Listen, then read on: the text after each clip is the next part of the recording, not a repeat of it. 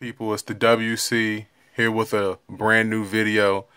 This video is about FanDuel and DraftKings merging. This was a rumor that was going around for a few months. I didn't necessarily think it was going to happen, but it just kind of makes sense for both companies to kind of come together because they're kind of running the same contest. What this means on the immediate terms is that both of these sites are going to be they're going to run the season, I think the rest of the football season out.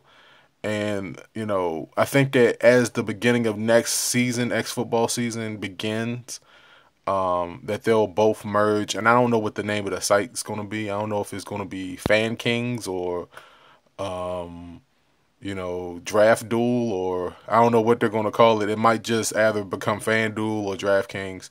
On a larger scale, for me, I play on both sites. I mean, I'm a moderate player. According to the sites, I'm a highly experienced player, actually a pro. My bank account don't say that yet, but but anybody can basically win on these sites.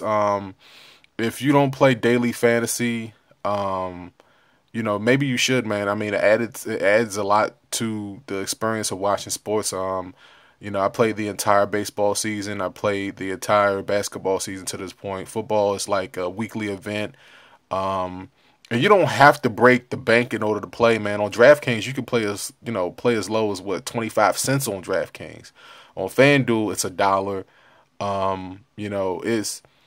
It's one of those situations in which everything is basically going to play out. They're going to play out all the contests, all the the Playboy events and all the World Series championships that they're going to be doing on DraftKings. The same thing with FanDuel. I think that you can play tournaments in order to meet up with players and stuff. So all that stuff is going to play out.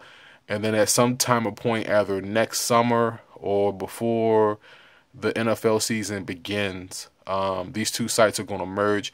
The reason why this is big news is because, daily fantasy sports, these are the two biggest sites, and daily fantasy sports has been outlawed in some states because of the taxing issues, and in certain states it's kind of played out like it's a lottery ticket. So if you play lottery and you win like more than $500 or something, then you have to send out some type of, what is it called? Some type of tax return on that. I think it's called W-9 or something right around there. I haven't had to do it yet because I haven't really been winning no money.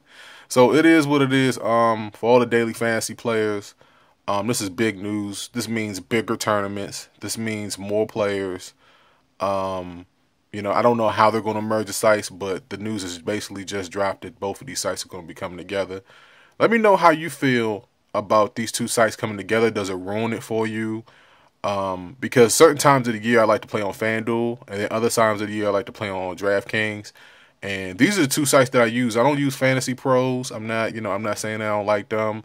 I don't use Fantasy Aces. Fantasy Pros is a site that you go to for information, but I don't use Fantasy Aces or Draft Day or any of those other sites because, no offense, they're kind of minor league to these two sites right here. So let me know how you feel about this. DraftKings and FanDuel merge. That's basically it, man. Until next time, folks. Peace out.